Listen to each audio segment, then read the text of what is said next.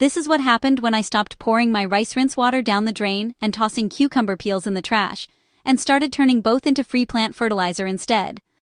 Before you dismiss this as another internet gardening gimmick, peer-reviewed university research backs it up, and that research is exactly what we're walking through today. Liquid gold is a term gardeners have thrown around for years when talking about homemade liquid fertilizers, and the economics explain why. A 32-ounce bottle of store-bought liquid fertilizer costs $10 to $20, and organic versions run 30 to 50% higher than that. Your kitchen scraps, the ones sliding down the drain right now, could be feeding your tomatoes, your peppers, and your soil biology for nothing. What we're covering is how this works, what the science actually shows, and how to do it correctly without inviting mold, gnats, and trouble into your garden. Rinsing uncooked rice before cooking produces that familiar cloudy water most of us dump without a second thought. And it turns out that water carries real nutritional weight for plants. A 2023 study published in the journal Heliyon by researchers at Universiti Putra Malaysia measured exactly what shows up after 3 days of fermentation. Nitrogen landed at about 220 milligrams per kilogram, phosphorus at 210, and potassium at 136, along with magnesium and zinc. The pH also dropped to around 4.5, which makes it acidic, and that detail matters later. But here's the thing that caught my attention more than the nutrients. That same study measured bacterial counts in the fermented rice water at 212 million colony-forming units per milliliter, compared to just 112 in the unfermented version. Fermentation multiplied the beneficial bacteria by a factor of nearly 2 million. What's really feeding your soil isn't just the nitrogen and potassium, it's that explosion of microbial life. That microbial count is the real reason this method works as well as it does. A separate review from the same university, published in Pertonica Journal of Science and Technology in 2021, pulled together about 10 studies across 7 different crops. Washed rice water delivered a 12 to 26% increase in plant growth, which broke down to 11 to 23% more fresh weight, 9 to 14% more dry weight, and 6 to 15% more plant height. Nobody would call that a miracle. A 12 to 26% bump from water you were already throwing out, though, that's a trade worth making every single time.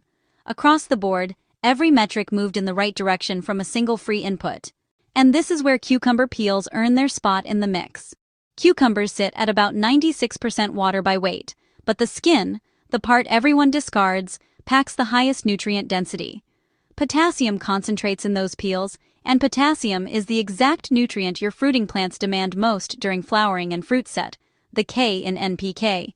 That makes cucumber scraps one of the easiest potassium sources you can get without spending a dime. The honest limitation worth knowing is that cucumber peels on their own can't deliver enough nitrogen or phosphorus for heavy-feeding plants. They do support healthy microbial activity in the soil, and when you pair that potassium with the nitrogen and phosphorus already present in rice water, the combination creates a more rounded supplement.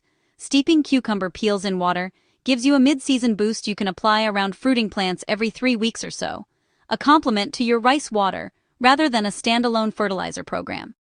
Together, those 2 kitchen byproducts cover more nutritional ground than either one alone. Quick favor before we keep going. If this is clicking for you, tap that like button and subscribe to the channel. It helps more than you'd think and keeps videos like this one coming your way. Here's the method, step by step. Wash your uncooked rice until the water runs clear, and save that very first rinse because it carries the highest concentration of starch and microbes.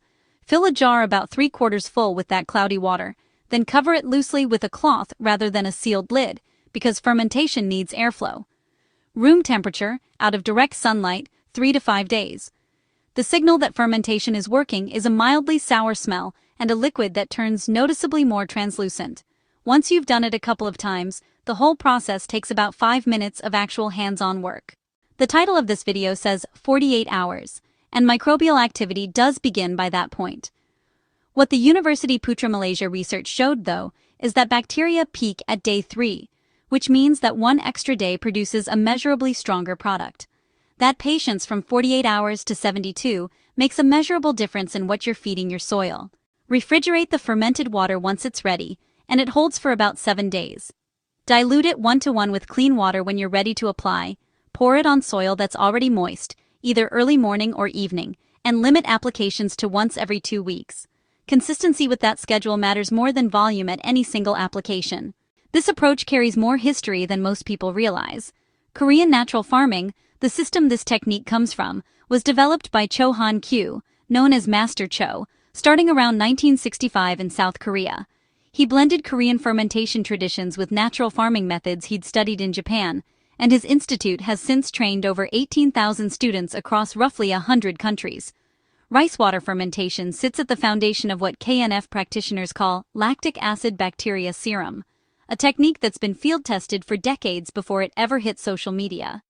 What started on Korean farmland 60 years ago now shows up in gardens on every continent. Most of the failures with this method come down to 5 avoidable mistakes, and they're worth memorizing. Starch feeds mold, which means using fermented rice water indoors on potted plants invites fungus gnats, fruit flies, and mold problems you don't want.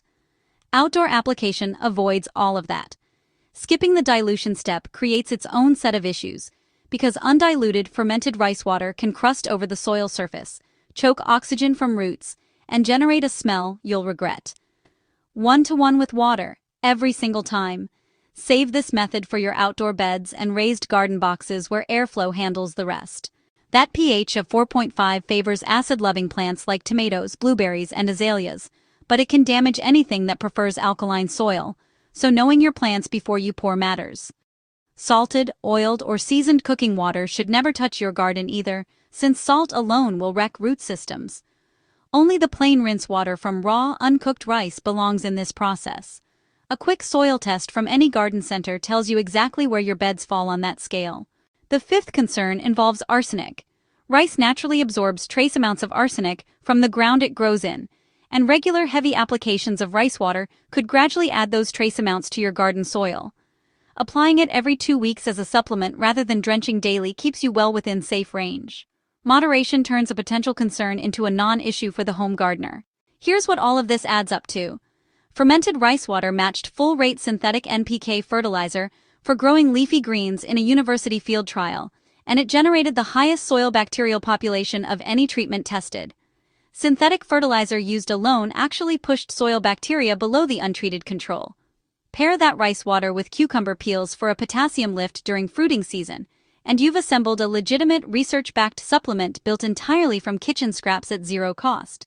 Calling it a miracle would be overselling it, and it won't replace a full fertilization program. A 12 to 26% growth increase from scraps you were already discarding, that's what a smart gardener looks like. Free, backed by research, and built from scraps that were headed for the trash anyway. If this shifted how you think about what leaves your kitchen, tap like, subscribe, and leave a comment telling me what you're growing this season. Every single comment gets read. I'll catch you in the next one. Thanks for watching, and I'll see you out in the garden.